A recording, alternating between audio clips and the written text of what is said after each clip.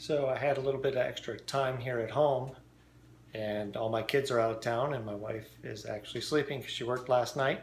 So I'm going to try to render down some wax, and trying to use a crock pot, an old crock pot. Don't want to use an existing one that you actually want to cook food in.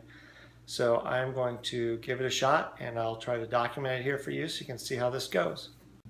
So I start out with a crock pot, and I have it on high now, and I put in, I can't really see, but I put in about an inch of water in the bottom of that. And then I got some cheesecloth, and just plain old cheesecloth that I got at Walmart for a couple bucks. And I actually took, and it's doubled up already, and then I tripled it up. So I guess I'm going through 6 layers of cheesecloth here, and I'm going to put that around the top so the wax can sit on that when it's in the steamer.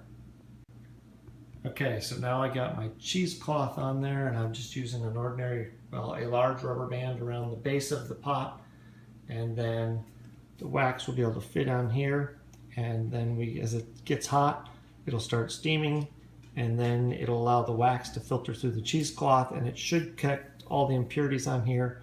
The wax will go down into the water and collect there, and I put the water in there for steam and also to keep it from sticking to the pot. We'll see how it goes. So here's my bucket of wax I had in my garage, and it's a little bit of everything here. I've got some nice comb that was probably made from when I put a queen cage in there. Stick that on there. I've got some that was melted down from something else. Put that on there. Grab some more of this comb. Why don't I use 2 hands, and then I'll show you what it looks like.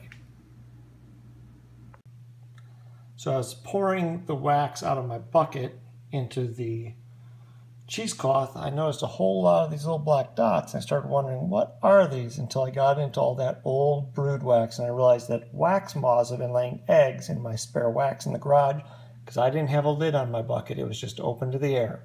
So learn something to keep your wax closed so the wax moths don't breed right in all your stuff. So I'm hoping that the cheesecloth will catch all that and that it won't go down into the wax, but I might have to filter it twice. We'll see how it goes. So I got it all spread out here, put out here lower so that the lid will fit on, and we will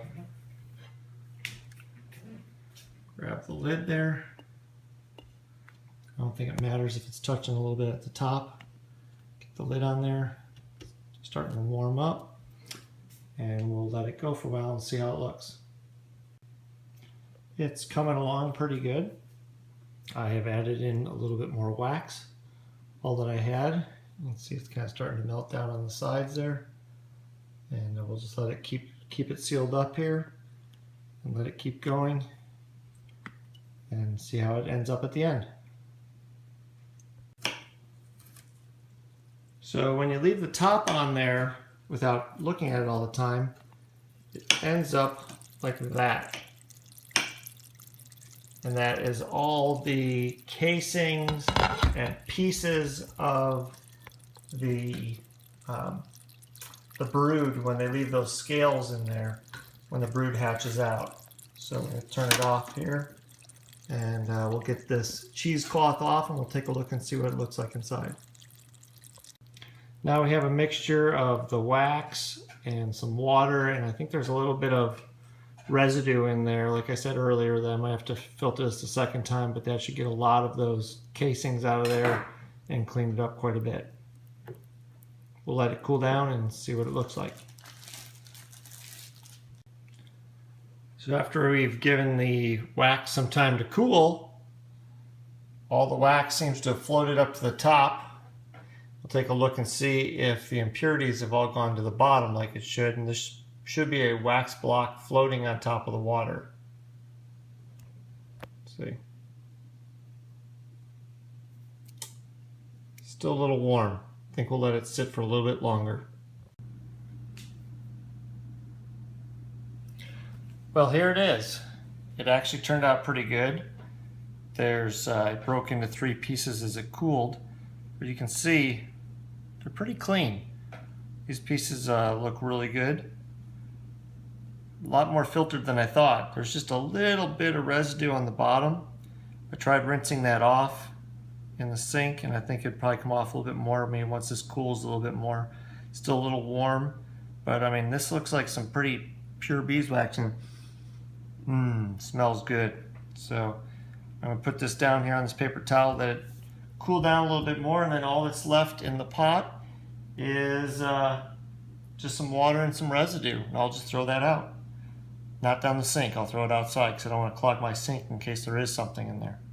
So there you go, an old crock pot, and you can refine your wax real easily.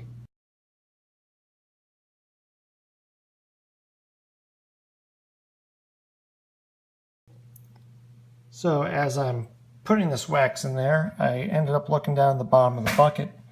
Ah, shoot. My rubber band just snapped. Hold on.